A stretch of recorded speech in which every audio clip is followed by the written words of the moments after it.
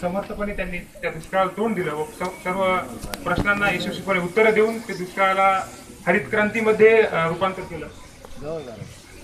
असे महाराष्ट्राचे माजी मुख्यमंत्री वसंतराव नाईक यांचा जन्मदिवस 1 जुलै 1913 रोजी झाला।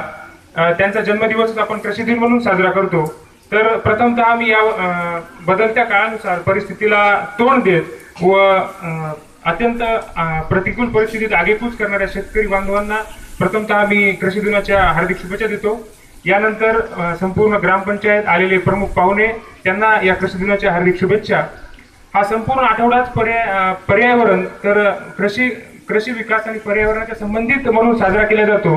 तर हा पर्यावरणाची जपणूक करणारा कार्यक्रम आहे। आज आपण पाहतोय की पावसाची अनियमितता वाढलेली आहे, उत्पन्नाचं प्रमाण कमी झालेलं आहे, जी पाण्याची पातळी आहे ती कमी झालेली आहे। तर या सर्व गोष्टींचा अभ्यास करताना तसेच रासायनिक खतांचा वापर वाढलेला आहे आणि सेंद्रिय शेती कुठेतरी कमी प्रमाणामध्ये लोकांमध्ये माहिती झालेली आहे। तर सेंद्रिय शेतीचा वापर जास्तीत जास्त करणं या काळाची गरज आहे। तर पर्जन्यमानाचे हवामान आजकाल चुकत आहे, त्याच्यानंतर पाऊस पर्जन्यमान यांचं पण चुकत आहे। तर हा संपूर्ण आठवडा आपल्याला काय सांगतो 1 जुलै ते 7 जुलै। तर या संपूर्ण आता आपण सकाळी मिरवणूक काढली, या मिरवणुकीमध्ये तसंच आपण घोषणा पण दिल्या, झाडे लावा झाडे जगवा।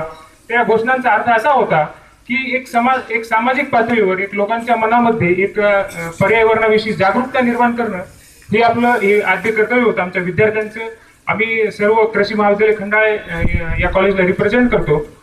तसेच 4-5 मुद्दे आहेत ते मी तुमच्या समोर मांडणार आहे की पर्यावरणाचे संवर्धन करणे का गरजेचे आहे। तर पर्यावरणाचे संवर्धन करण्या अगोदर आपण हे समजून घेतलं पाहिजे की त्याचा ऱ्हास किंवा त्याची जी पर्यावरणाची पातळी जी आहे ती कमी कसं काय होत आहे। तर त्याच्यामध्ये आपण रासायनिक खतांचा जास्त वापर केलेला आहे। तसंच आपण पंजाबमध्ये पाहू शकतो की भरपूर प्रमाणात शेती ही लागवडीखाली असताना सुद्धा अचानक त्या शेती म्हणजे रिकामी सोडावी लागत आहे। त्याच्यानंतर काही वर्षापूर्वी आपण म्हणजे 10 वर्षाखालचा किंवा 5 वर्षाखालचा विचार केला तर कमी HP पॉवरचा सुद्धा ट्रॅक्टर ती शेतजमीन नांगरून निघायचा। पण आज घडीला विचार केला तर शेतीतले जे म्हणजे मातीचे कण आहेत त्याच्यातले जे जैविक घटक आहेत ते कमी झालेले आहेत। त्यामुळे असा प्रॉब्लेम येतोय की त्याच्यामध्ये जास्त HP चा ट्रॅक्टर लागतोय। त्याच्यानंतर ती माती अशी एकदम गच्च प्रमाणात झाली, म्हणजे मातीचे ते खडे टाईप झालेले आहे। त्याच्यानंतर मातीची पत सुधारणं सुद्धा गरजेचं आहे। मातीची पत सुधारायची झाली तर त्याच्यासाठी आपल्याला काय करता येईल तर शेणखताचा वापर करणं किंवा जे कंपोस्टिंग आहे किंवा रिसायकलिंग आहे ते आम्ही आमच्या डेमोमध्ये, आमच्या रावेचा जो प्रोग्राम आहे त्यामध्ये आम्ही शेतकऱ्यांना देऊ समजा पुढच्या 4 ते 5 महिन्याच्या कार्यक्रमामध्ये। तसेच सुभाष पाळेकरांनी जो झिरो बजेट नॅचरल फार्मिंगचा जो एक मुद्दा मांडलेला आहे, त्यांनी खूप वर्षापासून झिरो बजेट नॅचरल फार्मिंगचे प्रणेते आहेत। तसेच खूप शेतकऱ्यांसाठी त्यांनी शिबिर आयोजित करतात वेगवेगळ्या पूर्ण देशभरामध्ये त्यांना। तसेच तर त्यांची सेंद्रिय शेती जी आहे त्यानुसार आपण सुद्धा एक पुढचं पाऊल टाकू शकतो।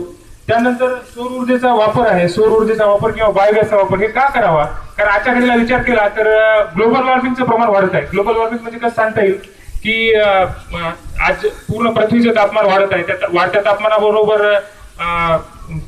हे तापमान वाढत आहे। त्याच्यामुळं त्यानंतर ओझोन वायूचं जे डिप्लेशन आहे ते झालेलं आहे। त्याच्यानंतर CO2 पर्सेंटेज जे वातावरणात म्हणजे कार्बन डायऑक्साईडचं प्रमाण किंवा कार्बन उत्सर्जनाचं प्रमाण ते वाढलेलं आहे। तर कार्बन घटक जे आहे, समजा आपण गाड्या चालवतो किंवा गाड्यांचा वापर कमी केला पाहिजे थोड्या प्रमाणात, किंवा लाईट चालू राहतात घरातल्या अनावश्यक त्या लाईट बंद केल्या पाहिजेत। तर या सौर ऊर्जेचा आणि बायोगॅसचा वापर करून आपण ग्लोबल वॉर्मिंगला तोंड देऊ शकतो। त्याचप्रमाणे टाकाऊपासून टिकाऊ वस्तू हे करणे सुद्धा एक महत्वाचे बनलेले आहे। तसेच पूर्ण ग्रामपंचायतीने आणि आम्हाला या म्हणजे चांगले शेतकरी दिले आणि त्यांचं सहकार्य, तसेच जिल्हा परिषद शाळा यांचं सुद्धा सहकार्य लाभलं। मी या सर्वांचे आभार मानतो। धन्यवाद।